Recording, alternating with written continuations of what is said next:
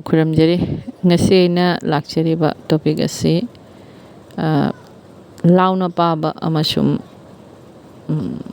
yamna tuminna paba haibadi maron thoktana paba anisi matang maramda ai wa khara haijage aina ai ngasi lakchabani video ma tawjabani adu aina haijaningbadi aikhoina ahamba haibadi hanagi experience ki matungin di launa paba sina aidi phai aina khali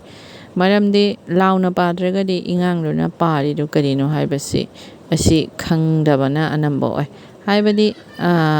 yamna buddi lawsing laigiba angangsing di aduna amani natragadi launa padragadi mo spelling sing du loina shoigani english tana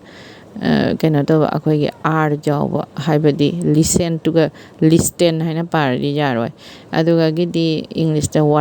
water haina haiba jaroi water hajiki haiba waiba di computer the maidana di adugi spelling thugai rakpa matamda haibadi listen to haire adu listen to lis list and harni the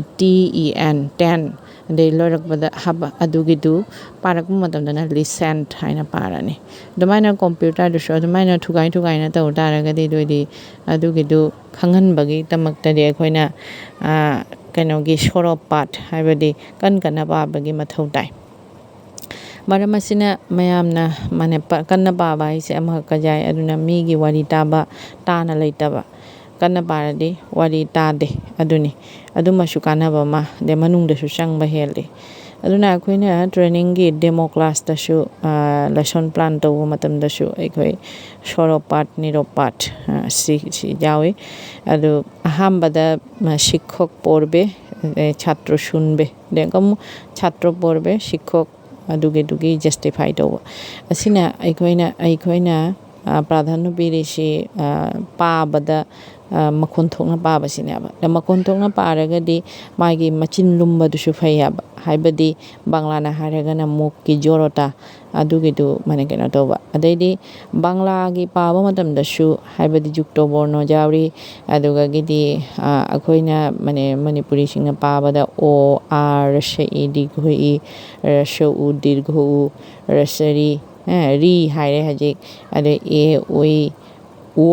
wo si ucharon to matamda mayamna ngamdaba jawyaba aduga gidi ko haina hare go deji cho si onek jone so haina hai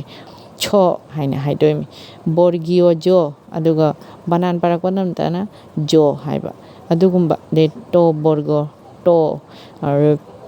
takage to ane to aduga gidi mordhonno sho adugumba dontosho chandrobindu mayamna tai chandrobindu ga hai tai nungsar ga hai adugumba singdu onushar adugumba singdu aikhoina kanna padraga di ingangdu ga akhoi adugi du lali chumi du khangoi aduna mayamna thogot pe ingang singda kanna pabage aduma leire aduga gidi bhaiba gi matamda su kanna paraga di kanaba lei asini aduna tapna paba haibasi asi yamna kanade egi matang egi mane wakhandadi aduna budhi lawsing chawba angang kharana sum paragadi adudi khangre aduga ambo khangdaba angang singna tumina para daragade du mak kena tawri mi haba kayani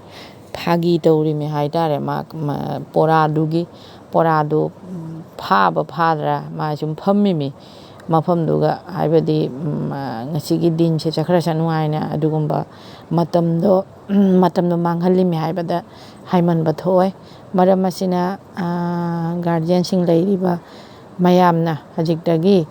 jamna alert oibiu adu ingang singna pari do mak phana tumina pari ba natragana ma khangdana pari ba base asi yengbibe mathau tai aduga bhaiba da shu kanna paragadi haibadi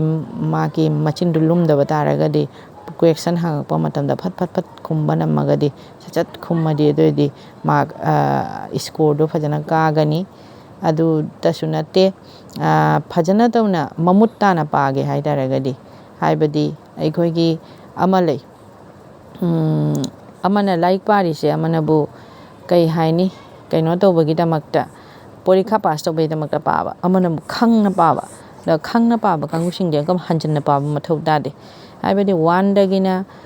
class 10 ꯐꯥꯎ ꯑꯩꯈꯣꯏꯅ ꯇꯧꯔꯛꯏꯁꯦ ꯑꯁꯤꯗ grammatical ꯍꯥꯏꯌꯨ ꯅꯠꯇ꯭ꯔꯒ ꯕ꯭ꯌꯥꯀꯔꯟ ꯍꯥꯏꯌꯨ ꯅꯠꯇ꯭ꯔꯒꯅ